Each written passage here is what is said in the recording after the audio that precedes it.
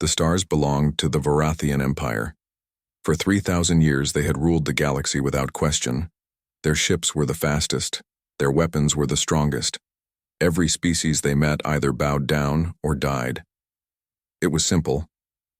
It was the way things had always been. Emperor Krell sat on his throne made of crystal from 100 conquered worlds. He was old now, but his eyes were still sharp. A servant rushed into the throne room, carrying a data pad. The servant's hands shook as he approached. "Your Majesty," the servant said, bowing so low his head nearly touched the floor. "Our scouts have found a new species. They call themselves humans. They come from a planet called Earth." Krell took the data pad and studied the images. He saw creatures with soft skin and no natural weapons. They had no claws, no armor, no venom. They looked weak. Their lifespans were short, barely 100 years. The Emperor laughed. "Send them the standard message," Krell said. "They have 30 days to submit or die." Far across the galaxy, on a blue and green planet called Earth, Admiral Una stood in the command center of United Earth Naval Headquarters. She was a tall woman with gray hair tied back in a tight bun. Her uniform was crisp and clean. Her eyes were tired. She had been waiting for this day for 50 years. The message from the Varathian Empire appeared on the main screen. It was short and direct. "Submit to our rule. Pay tribute. Become our servants. Or we will destroy your world." 30 days, Una said quietly. "They're giving us 30 days. A younger officer stepped forward. "Admiral, what are our orders?" Una turned to face her command staff. Every person in the room knew this moment would come. They had prepared for it. They had trained for it. They had built for it. "Send our response," Una said. "Tell them no. Tell them Earth will never bow to anyone." The officer's eyes widened. "Admiral, our intelligence says they have hundreds of warships. If we refuse—" "I know exactly what will happen," Una interrupted. "They will send a fleet to punish us. They think we are weak. They think one look at their ships will make us surrender." She smiled, but it was not a happy smile. "They're wrong." Una walked to a secure terminal and entered her command codes. A hidden door slid open in the wall. Behind it was another room, one that very few people knew existed. "It's time," she said. "Activate Project Defiance." In the asteroid belt beyond Mars, something massive began to wake up. For 50 years, humanity had been building it in secret. Thousands of engineers had worked in shifts. Millions of tons of metal had been shaped and welded. The greatest minds on Earth had poured their knowledge into its design. It was a ship, but not just any ship. It was a Dreadnought, the only one of its kind. Humanity had put everything into this single vessel. If it failed, Earth would fall. If it succeeded, the galaxy would never be the same. Captain Minho stood on the bridge of the UNS Defiance and felt the ship hum to life around him. He was a young man for a captain, only 40 years old. But he had been training for this command since he was a teenager. He knew every system, every weapon, every weakness of his ship. He knew it like he knew his own heartbeat. "Captain," Lieutenant Doyen called from the weapons station. "All systems are online, railguns charged, missiles loaded, point defense grid active." "Navigation?" Minho asked. "Course plotted to intercept point, sir," another officer replied. "The Varathian fleet will arrive in 48 hours. Minho nodded. He had read the intelligence reports. 12 Varathian warships were coming. Each one was 3 times the size of any ship humanity had ever built before. Each one carried enough firepower to burn a city to ash in seconds. The Varathians thought 12 ships were more than enough to make Earth surrender. "They don't know what they're flying into," Doyen said quietly. "No," Minho agreed. "They don't." Dr. Sora worked in her lab deep inside the Defiance. Computer screens surrounded her, showing data from a Varathian probe that Earth forces had captured 2 years ago. She had spent every day since then studying it, learning, understanding. The Varathians used plasma weapons, energy shields, faster-than-light engines that bent space itself. Their technology was impressive, but it was also predictable. They had been using the same designs for centuries. They had no reason to change because no one had ever challenged them. Zora smiled as she looked at the data. The Varathians had made one fatal mistake. They assumed everyone else in the galaxy would use the same kind of technology they did. They built their shields to stop plasma and lasers. They designed their armor to deflect energy weapons.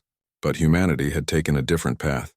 Humans had spent centuries perfecting kinetic weapons, railguns that could launch metal slugs at incredible speeds, missiles with smart guidance systems, nuclear warheads that could turn a ship into vapor.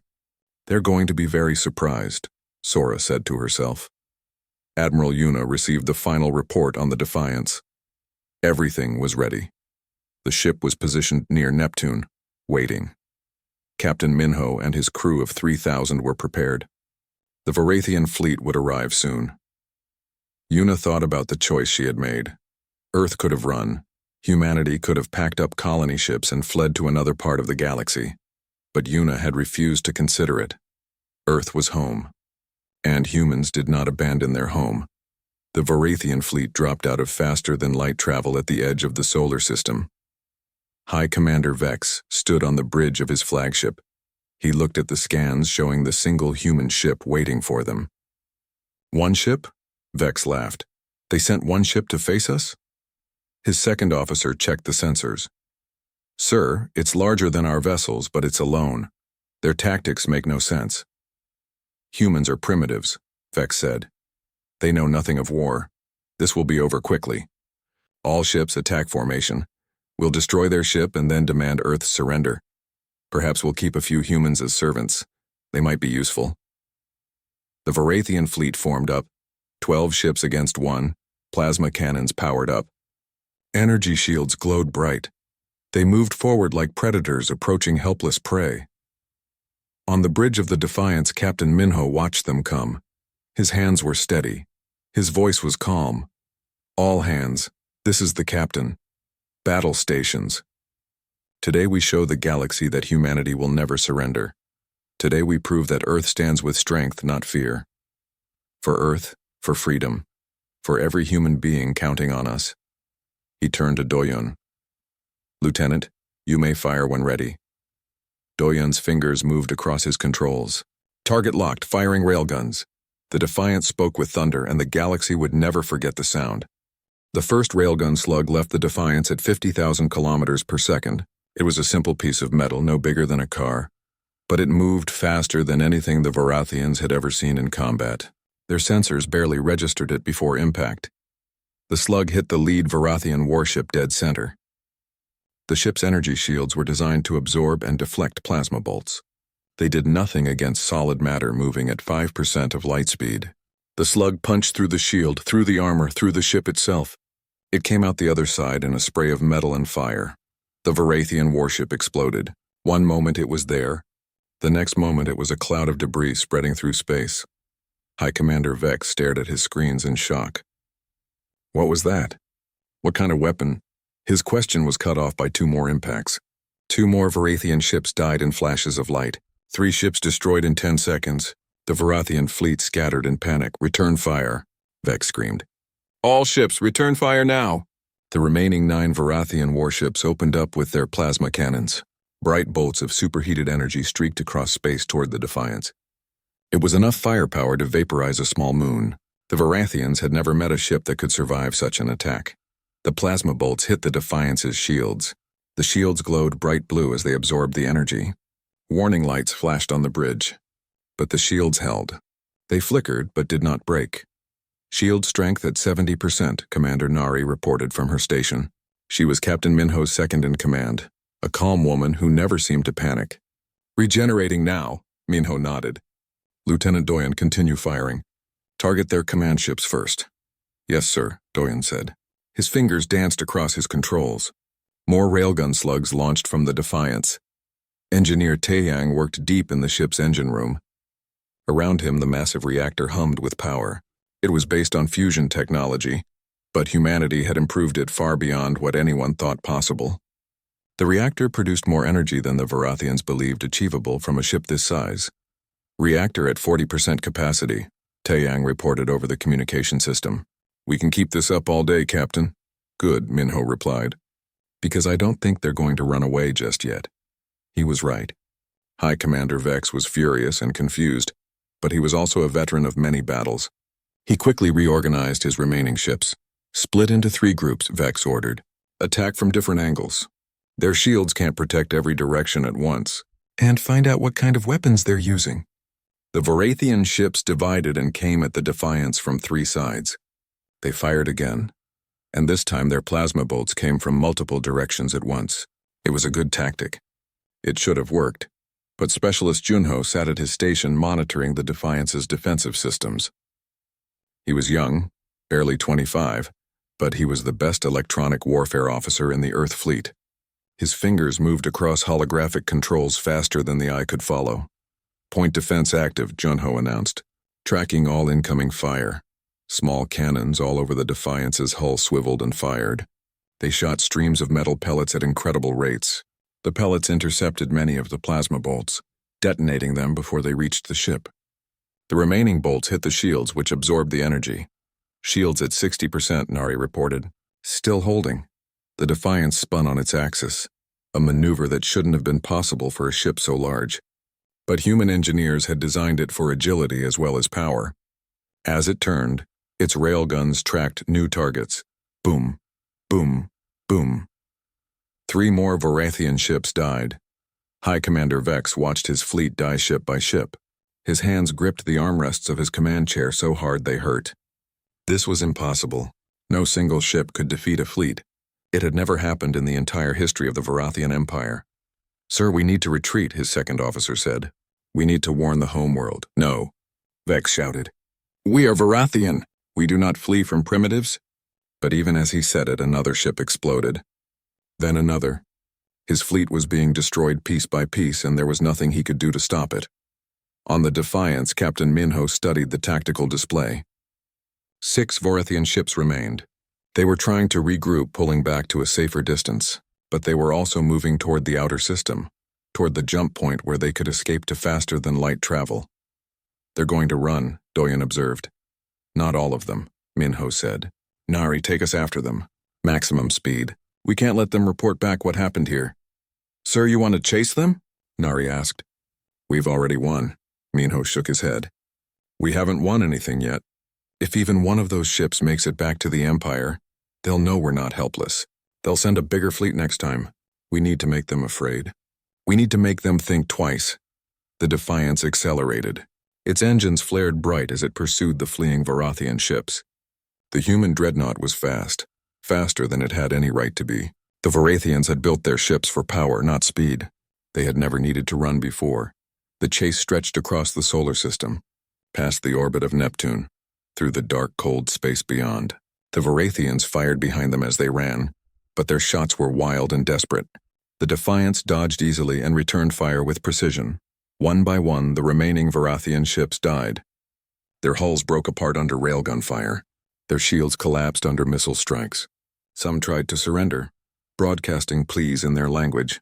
But Minho knew he couldn't take prisoners, not now. Not when the fate of Earth depended on secrecy.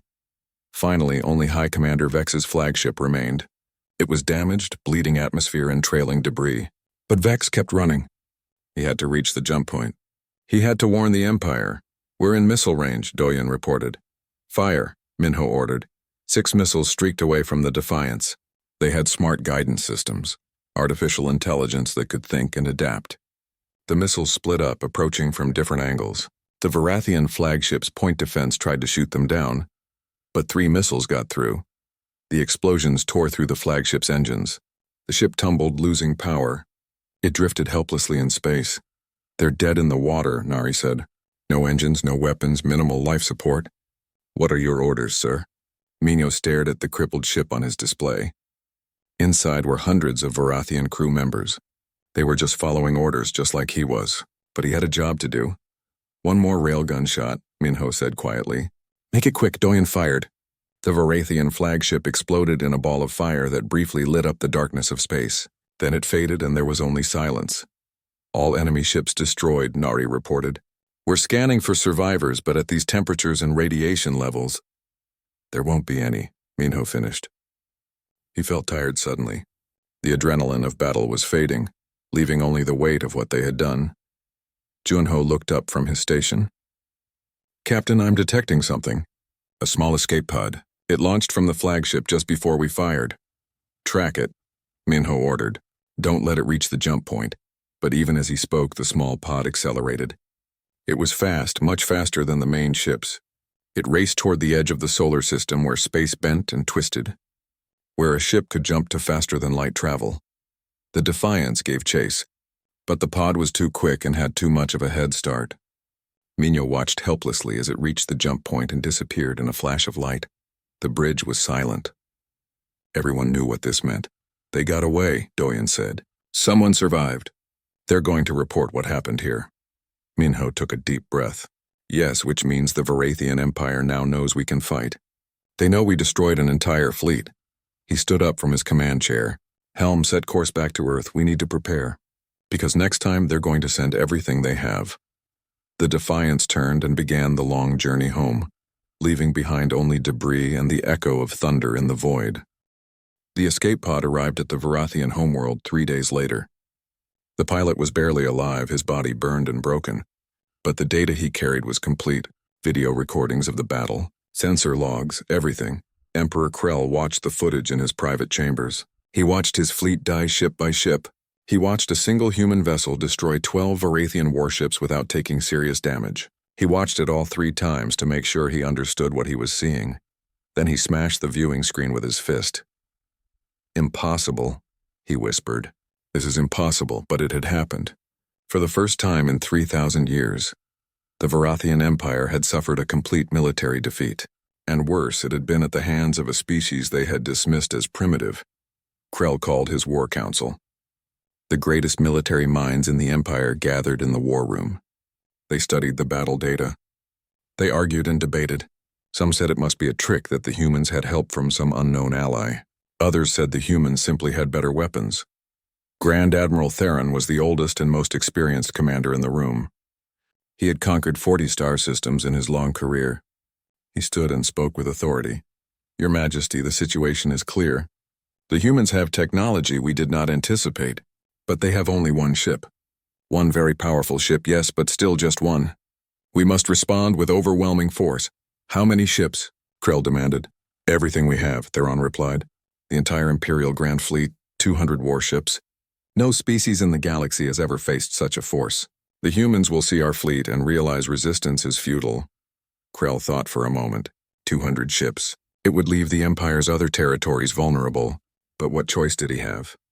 If he didn't crush Earth completely, other subject species might get ideas. They might think they could rebel too. Do it, Krell ordered. Mobilize the Grand Fleet. I want the human homeworld turned to dust. I want their civilization erased. And I want that Dreadnought captured or destroyed. Grand Admiral Theron bowed. It will be done, Your Majesty. We depart in 1 week. On Earth, Admiral Yuna listened to the intelligence report. Her spy network had operatives throughout the Varathian Empire, members of conquered species who hated their oppressors. The news they brought was grim. 200 ships, she said, looking at the holographic display showing the gathering fleet. They're not playing anymore. Dr. Sora stood beside her. The scientist looked worried. Can the Defiance handle that many? Our projections show the Defiance can't win against 200 ships, Yuna interrupted. Not alone. We need more time. How long until the second Dreadnought is ready? Captain Jiwan's ship, the Vanguard? 3 months minimum, Sora replied. We're building as fast as we can, but these ships are complex. We don't have 3 months, Yuna said. The Grand Fleet will be here in 2 weeks, maybe less. She turned to look at the planet below. 4 billion people lived on Earth. They had no idea how close they were to annihilation. Yuna had chosen not to tell them. Panic would help no one. Get me Captain Minho, Yuna ordered. And send for Dr. Hana. If we can't win by force, maybe we can find another way. Dr. Hana was Earth's best xenobiologist and diplomat. She had been studying Varathian culture for years, trying to understand them. When Yuna explained the situation, Hana listened carefully. You want me to negotiate? Hana asked. Admiral, the Varathians don't negotiate. They conquer. It's all they know. Then teach them something new, Yuna replied. Use our back channels. Contact the conquered species. Find anyone in the Empire who might be willing to talk. We need allies and we need them fast. Hana nodded slowly. It was a long shot, but it was better than nothing. She began sending carefully coded messages through secret channels, reaching out to species that the Varathians had enslaved. Meanwhile, Captain Minho brought the Defiance back to Earth orbit. The ship had taken some damage in the battle, nothing serious but enough that it needed repairs. Engineer Taeyang and his team worked around the clock. "How's she looking?" Minho asked, walking through the engineering bay. Taeyang wiped oil from his hands. "Shield generators need recalibration. Hull plating needs replacement in sections 7 and 12. The railguns are fine, but we're low on ammunition. We fired a lot of slugs in that battle. Can we manufacture more?" "Already on it," Taeyang replied. "Earth's factories are running at full capacity. But Captain, even with a full load, we don't have enough ammunition to fight 200 ships." Minho knew he was right. He had run the numbers 100 times. The Defiance could probably destroy 30 or 40 enemy ships before being overwhelmed. Maybe 50 if they were lucky, but not 200. "We need a better strategy," Minho said, "something they won't expect." He called a meeting with his senior officers. Commander Nari, Lieutenant Doyen, Specialist Junho, and others gathered in the conference room. Minho put the tactical display on the main screen.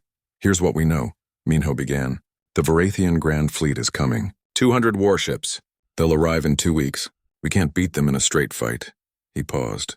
"So we won't fight them straight. What do you mean?" Nari asked. Minho smiled. "The Varathians have been fighting the same way for thousands of years. Big fleets, direct assaults, overwhelming firepower. They're good at it, because no one has ever challenged them, but humans have something they don't." "What's that?" Doyen asked. "History," Minho replied. "We've spent thousands of years fighting each other. We've developed tactics they've never seen. Guerrilla warfare, hit-and-run attacks, asymmetric combat. We're going to use everything we learned and throw it at them." Junho leaned forward. "You want to use irregular tactics against a conventional fleet? That could work. If we can split them up, confuse them, make them paranoid." "Exactly," Minho said. "We make them see threats that aren't there. We make them waste ammunition on false targets. We turn their size into a weakness instead of a strength." Over the next week, they planned. Dr. Sora provided intelligence on Varathian command structures. Hana's diplomatic contacts sent information about which Varathian commanders were rivals, who hated whom, where the weak points were. And then Hana received an unexpected message. 3 conquered species wanted to talk: the Kalari, the Thun, and the Breshkar. They couldn't help openly without being destroyed by the Empire, but they could sabotage supply lines. They could feed false information. They could be allies in the shadows. "They're inspired by what we did," Hana explained to Admiral Yuna. "They saw us destroy a Varathian fleet. For the first time in their lives, they have hope that the Empire can be beaten." "Hope is dangerous," Yuna said. "It can get people killed." "Hope is powerful," Hana corrected. "It's what keeps us fighting when logic says we should surrender." The days passed quickly. Earth's factories worked overtime, producing ammunition and equipment. Captain Jiwan pushed her construction crews to finish the Vanguard early, but it was still weeks away from completion. Fighter squadrons trained under pilot Hyunwoo, learning new tactics for space combat. And deep in the Defiance's engineering section, Taeyang worked on a secret project. He was building something special, something that might give them an edge. He called it the Ghost Protocol. "It's a combination of drones and sensor jammers," Taeyang explained to Minho. "We can make it look like there are dozens of ships when there's really just one. The Varathians will see phantom dreadnoughts everywhere." "Will it work?" Minho asked. "In theory," Taeyang replied. "We won't know for sure until we try it in combat." Finally, the day came. Long-range sensors detected the Varathian Grand Fleet entering the outer system. 200 ships, just as intelligence had predicted. They moved in perfect formation, a wall of metal and fire stretching across space. Grand Admiral Theron stood on the bridge of his massive flagship, the Dominator. He looked at the scans showing Earth and its single defending dreadnought. "One ship," he said with satisfaction. "They still have only one ship. This will be over quickly." He opened a channel to all ships. "This is Grand Admiral Theron. All vessels prepare for attack. We will show these humans what happens when they defy the Empire. For the glory of Varathia." 200 ships roared their approval. They began their attack run toward Earth, confident in their strength. But Captain Minho was ready. He stood on the bridge of the Defiance and watched them come. Beside him, his crew waited at their stations. Everyone was tense but focused. "Remember the plan?" Minho said calmly. "We're not trying to destroy them all. We're trying to make them afraid. Fear is a weapon, and we're going to use it better than they ever could." He turned to his communications officer. "Send the message to our allies. Tell them it's time. Let's show the galaxy what happens when you push humanity too far." The Defiance powered up its engines and moved to meet the incoming fleet, 1 ship against 200. The odds were impossible. But then, humans had never cared much about odds. The Defiance did not charge forward to meet the Varathian fleet. Instead, it moved sideways, slipping into the shadow of Mars. The huge planet hid the human Dreadnought from direct view. Around Mars floated thousands of asteroids, chunks of rock and ice that made sensor readings difficult. Grand Admiral Theron frowned at his tactical display. "Where did they go?" "They moved behind Mars, sir," his sensor officer reported. "They're using the planet for cover." "Cowards," Theron muttered. "They're hiding. All ships, split into 3 groups. We'll surround the planet and flush them out." It was a reasonable tactic. With 200 ships, Theron could easily surround any planet. The human ship would have nowhere to run. But as soon as he gave the order, things started going wrong. The first ship to move toward Mars suddenly exploded. There was no warning, no visible attack. It just died. Then another. And another.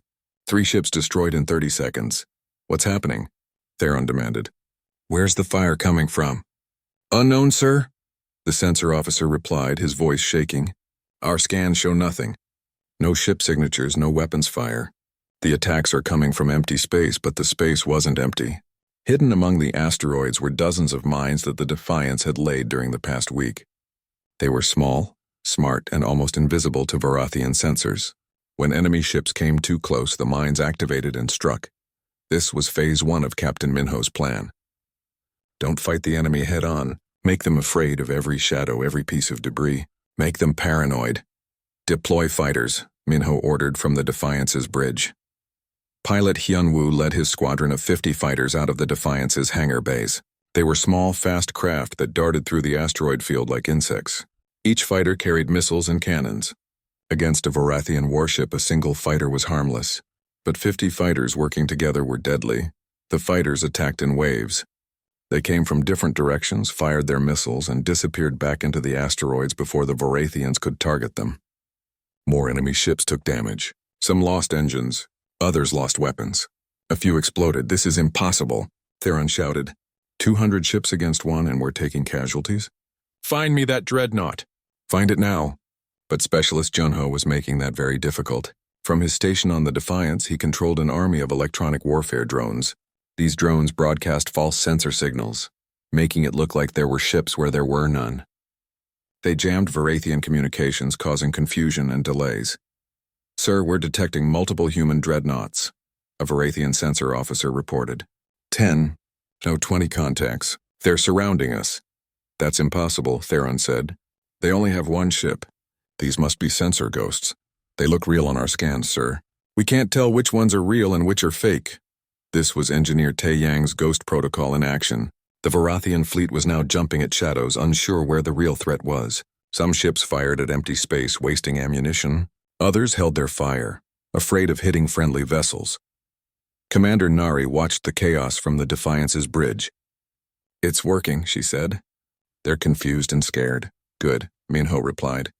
"Now we move to Phase 2. Let's divide them." Dr. Hana's diplomatic work now came into play. Using the secret channels provided by conquered species, Junho began sending false messages through the Varathian fleet's communication network.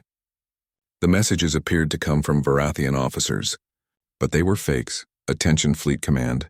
This is Battle Group 7. We have intel that Battle Group 3's commander is planning to retreat and abandon the fleet. This is Battle Group 3. That's a lie. Battle Group 7 is sabotaging our engines." The messages weren't true, but they didn't need to be. They just needed to create doubt. And in the confusion of battle, doubt spread like poison. Varathian commanders, who were already rivals, began to distrust each other. Some ships moved away from their fleet positions, unwilling to trust their neighbors. Grand Admiral Theron saw his perfect formation falling apart. "All ships maintain positions. Ignore any orders that don't come from me directly." But it was too late. The fleet was already splitting up. Some groups pulled closer together for protection. Others spread out, trying to cover more area. The 200 ships no longer operated as a single force. Now, Minho said quietly, Taeyang, drop the ghosts. Show them where we really are. Engineer Taeyang deactivated the ghost protocol. Suddenly, all the false sensor readings disappeared. There was only one Defiance, and it was right in the middle of the Varathian fleet. Fire everything, Minho ordered. The Defiance erupted with fury. Railguns fired in all directions. Missiles launched by the hundreds. The human Dreadnought had positioned itself perfectly, surrounded by enemies but close enough to strike at the command ships in the center of the fleet. Theron's flagship, the Dominator, was the primary target. Railgun slugs hammered into its shields. The shields held for a moment, then collapsed. More slugs smashed into the hull, tearing through armor like paper. All ships protect the Dominator, Theron screamed. Kill that human ship! But the Varathian ships were scattered and disorganized. They fired at the Defiance, but they also hit each other in the crossfire. The tight formation that should have been their strength became their weakness. Ships collided as they maneuvered. Weapons fire meant for the Defiance struck friendly vessels instead. The Defiance took hits, lots of them. Plasma bolts and missiles struck its shields again and again. Warning alarms blared across the bridge. Shields down to 30%, Nari reported. Hull breaches on decks 17 and 23. Damage control teams responding. Keep firing, Minho ordered. Focus on the command ships. Lieutenant Doyen worked his weapons console like a concert pianist. Every shot counted. Every missile had to find its target. The Defiance was tough, but it couldn't take this kind of punishment forever. Then Sergeant Minji's Marines did something no one expected. 20 small boarding pods launched from the Defiance. They looked like missiles but carried human soldiers instead of explosives. The pods crashed into damaged Varathian ships and cut through the hulls. Minji led her team into the Dominator itself. The interior of the Varathian flagship was chaos. Alarms rang. Smoke filled the corridors. The Varathian crew had never dealt with boarders before. They didn't know how to respond. Minji's Marines fought their way to the bridge. They used tactics developed in centuries of human military history: room clearing, fire and movement, overwhelming aggression. The Varathians were tough, but they weren't prepared for this kind of close combat. The Marines burst onto the bridge of the Dominator. Grand Admiral Theron stood at the center, surrounded by his officers. He reached for a weapon, but Minji was faster. Her rifle pointed at his chest. "Don't," she said in simple words he could understand. "Surrender." Theron looked around. Half his bridge crew was dead or wounded. His ship was crippled. The human Dreadnought was still fighting outside, destroying ship after ship. He had commanded fleets for 50 years. He had never lost a battle until now. "I surrender," Theron said quietly. "Good choice," Minji replied. She spoke into her communicator. "Captain, we have the Varathian Admiral. The flagship is secured." On the Defiance's bridge, Captain Minho heard the report and allowed himself a small smile. "Excellent work, Sergeant. Hold position. Nari, open a channel to the entire Varathian fleet." Commander Nari activated the communication system. Minho's voice would now be heard on every enemy ship. "Varathian fleet, this is Captain Minho of the United Earthship Defiance. I am speaking to you from the heart of your formation, where I have just captured Grand Admiral Theron. Your commander is my prisoner. Your flagship is disabled. You have lost 40 ships in this battle, and I can destroy 40 more before my ship fails." He paused to let that sink in. Then he continued, "But I don't want to. I don't want to kill any more of you. You were sent here by an emperor who doesn't care if you live or die. You were sent to conquer a species that only wants to be free. I'm offering you a choice. A real choice." Minho gestured, and Theron was brought onto the video feed alive and unharmed. "Your admiral is safe. He is being treated with respect, not as a slave, but as a prisoner of war. This is how humans fight. With honor. With mercy. We don't want to rule you. We don't want your empire. We just want to be left alone." The Varathian fleet listened in stunned silence. "I'm going to let your admiral speak now," Minho said. "Listen to what he has to say." Grand Admiral Theron stood before the camera. His uniform was torn. His pride was shattered, but he was alive and he realized something important. These humans could have killed him. They had every reason to, but they chose mercy instead. "Stand down," Theron said to his fleet. "That's an order. Stand down and listen to what the human captain has to say." Minho nodded his thanks. Then he spoke again to the Varathian fleet, and his next words would change the galaxy forever. Captain Minho looked directly into the camera, knowing that thousands of Varathian soldiers were watching him. Behind him, Grand Admiral Theron stood unharmed. Around them both, the battle had paused. Ships that had been trying to kill each other moments ago now drifted in uneasy silence. "I know what the Empire told you about us," Minho began. "They said humans are weak, primitive, easy to conquer. But you've seen the truth now. We destroyed your first fleet. We've torn apart your Grand Fleet. Not because we're cruel, but because we refuse to be slaves." He gestured to the holographic display showing the battlefield. "Look around you. 40 of your ships are destroyed. Dozens more are damaged. And my ship is still here, still fighting. But I don't want to destroy any more of you, because I know something your Emperor doesn't want you to know." Minho paused, letting the tension build. "You're not fighting for freedom or honor. You're fighting for an empire that treats you as tools, an empire that would sacrifice all of you just to maintain power. But there's another way." He nodded to Dr. Hannah, who had joined him on the bridge. She stepped forward. "My name is Dr. Hannah," she said. "I've been talking with species throughout your empire. The Kalari, the Thun, the Breshkar, others too. Do you know what they all have in common? They remember freedom. They remember what it was like before the Empire conquered them, and they want that freedom back." She displayed images on the screen, messages from conquered species. Hope in their words, determination in their faces. "Your empire has been lying to you," Hannah continued. "They've told you that conquest is the only way, that the strong must rule the weak.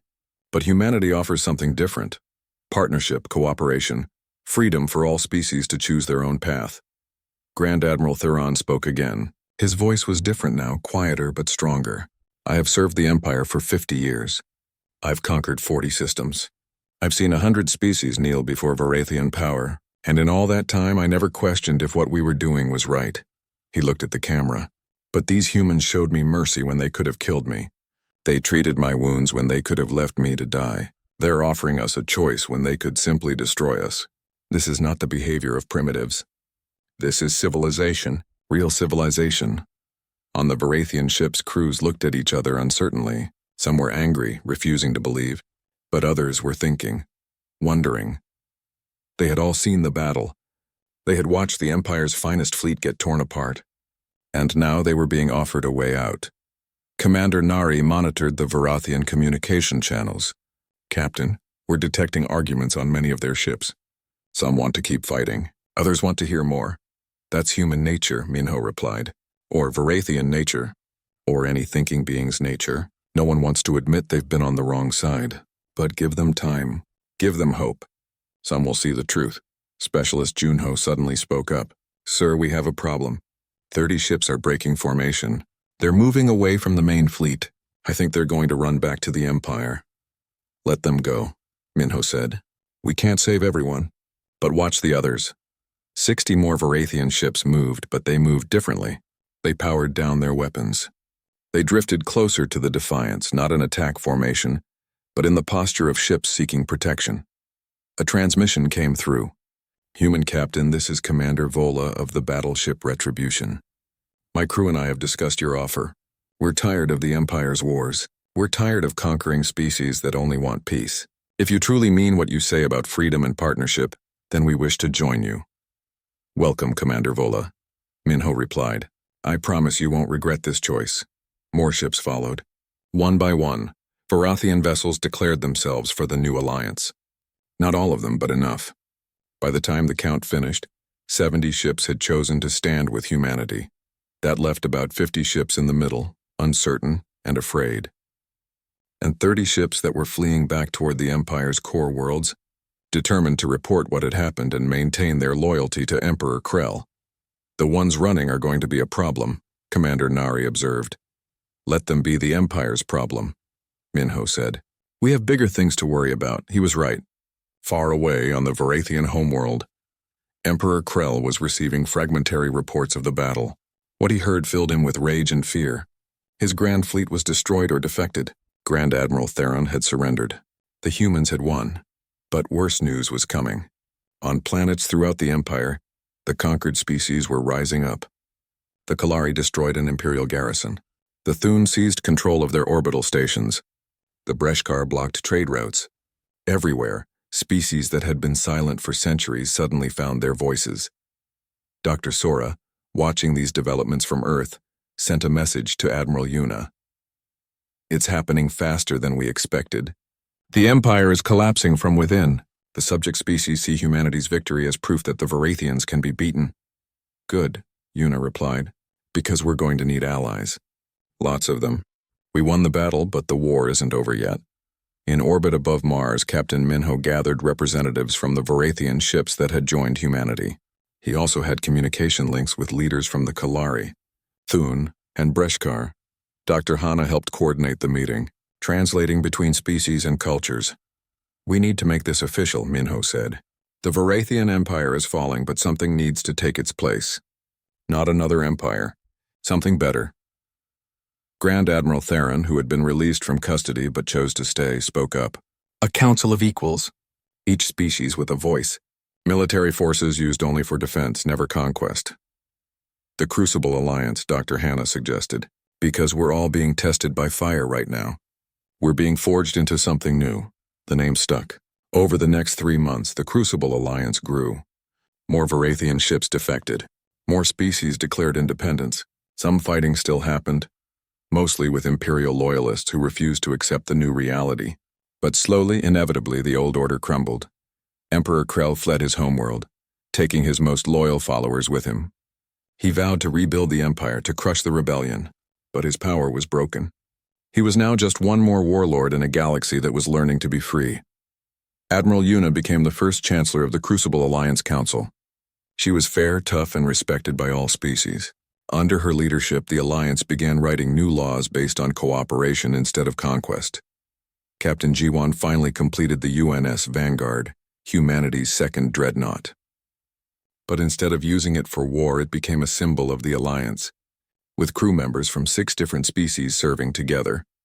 Lieutenant Doyen was promoted to captain and given command of a new ship, protecting Earth's home system. Engineer Taeyang opened a technology exchange program, teaching other species about human engineering while learning from their innovations. Dr. Sora headed a research program that combined the best science from every species. The advances came quickly, benefiting everyone. Pilot Hyunwoo trained fighter pilots from all the Alliance species, creating an elite force that could respond to any threat. Sergeant Minji started a military academy that taught Alliance forces how to fight with honor and mercy, the way humans did. And Captain Minho?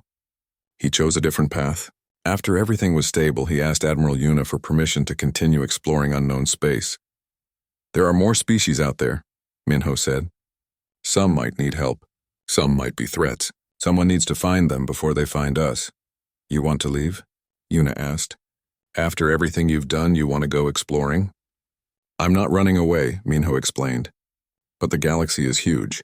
The Crucible Alliance is just the beginning. There's so much we don't know. I want the Defiance to be the first ship to meet new species, to offer them friendship instead of conquest. Yuna smiled. You're a good man, Minho. Take your ship. Explore. Just come home sometimes and tell us what you find. 6 months after the Battle of Mars, the Defiance prepared to depart on its exploration mission. The ship had been repaired and upgraded. Its crew was ready for anything. Commander Nari had turned down other postings to stay as Minho's second-in-command. Why are you coming? Minho asked her. You could have your own command now. Someone needs to keep you out of trouble, Nari replied with a smile. The Defiance left Earth orbit one last time.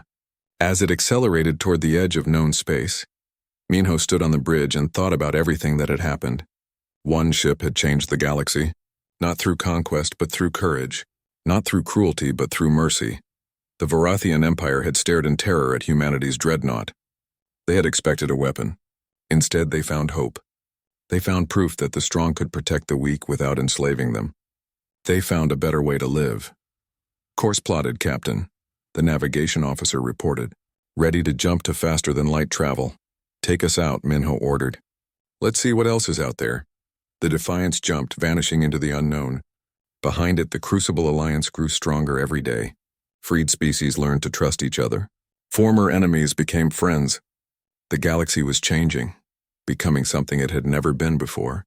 And in museums across 100 worlds, people told the story of how it all began. They told of a single,